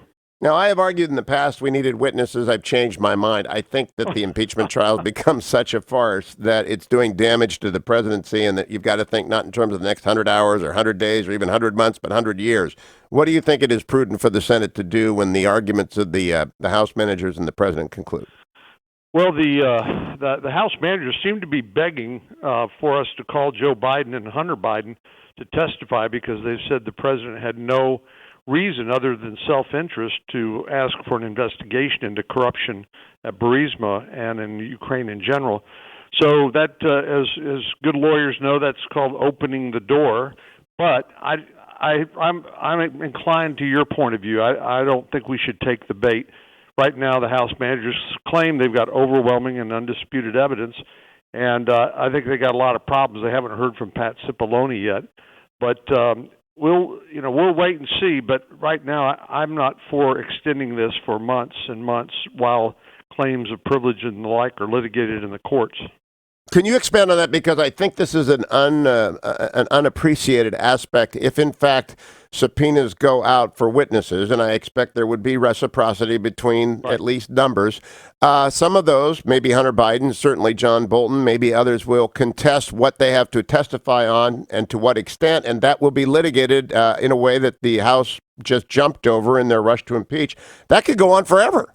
Absolutely. Well, your experience in this area informs you better than most, but as you know, the privilege doesn't belong to the witness; it belongs to the presidency, and it could do permanent harm to a president's ability to have confidential communications with people like his national security advisor and close confidants like his chief of staff.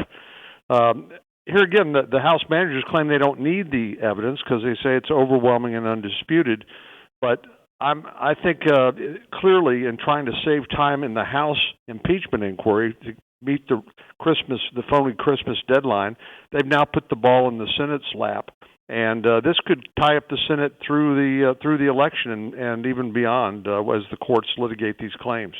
Now, Senator Cornyn, you are not only the former whip and the senior member from Texas, you're also a former justice on the Texas Supreme Court. Jerry Nadler accused you of participating in a cover-up. How did you react to that? Well, it was insulting, and it struck me as bizarre from the standpoint of here's Jerry Nadler trying to convince the Senate of the correctness of the impeachment manager's case while he insults us in the process. That seems like a strange method of persuasion, and I'm glad the Chief Justice saw appropriate to admonish the Senate and managers to let's have a little decorum here. This isn't the House.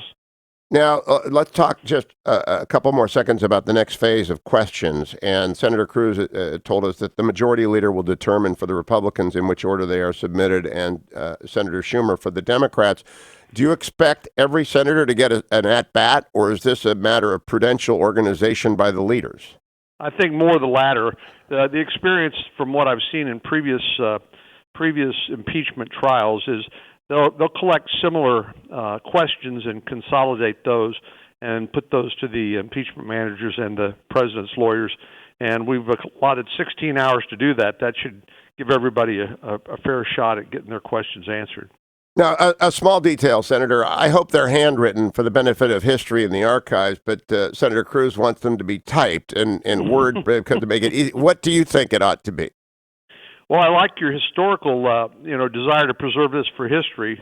It would be good to have it in the senator's handwriting, personal handwriting, as opposed to somebody he or she dictates something to or prepared by a staff member. Well, Senator Kennedy's a doctor, though, right? Yeah, then we won't be able to read it. Well, that's a problem. That's a problem. But we'll muddle through. All right, last question for you, Senator. When they wrap this all up, is there going to be a caucus before the vote on witnesses so it can be debated in the caucus, the prudential argument for not going forward? I'm sure there will be. We're having lunch together every day that the Senate's in trial, and so there's plenty of opportunity for us to talk through these things. And I think given the gravity of an impeachment trial, I think we'll want to make sure everybody has an opportunity to have their views aired and to see where the consensus is. All right, and Senator, I wish you tomorrow. I'm going to be on the beach in Redondo Beach, California, and I know you're going to be at your desk. But are you senators violating the rules by moving around? It's the biggest controversy of the day is whether or not you guys are at your desk. What say you? Second only to having an Apple Watch on. I mean, I think it must be slow news day for people to be focusing on that. I think we're getting plenty of an opportunity to hear, especially with all the repetitive nature of the testimony. I think we've had a chance to hear everything that needs to be heard. Senator Cornyn, great to talk to you. I hope we can speak again next week. Good luck enduring tomorrow. I will think of you on the beach. America, I am off to Redondo Beach. I say to all of you, thank you for listening. Thank you, Adam. Thank you, General Ben. Thank you, Generalissimo, who will be busy transcribing and posting the comments because they are newsworthy and much of what Mr. Schiff, Nadler, and the Five say are not. That will all be at HughHewitt.com. My YouTube channel has all of the national security interviews I've done. I think you ought to join the universe. This is the time you want to be a part of the universe, and you can do that at HughHewitt.com, and you can be back here on Monday for the next Hugh Hewitt Show.